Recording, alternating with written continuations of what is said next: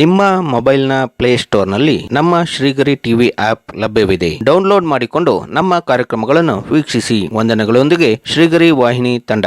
ನಮಸ್ಕಾರ ವೀಕ್ಷಕರೇ, ಶ್ರೀಗರಿ ವಾರ್ತೆಗರಿಗೆ ಸ್ವಾಗತ. ನಾನು ನಿಮ್ಮ ಗ್ರಹೇಶ್ವರ ಗಾರ್ಡಿಗೇಂದ್ರ.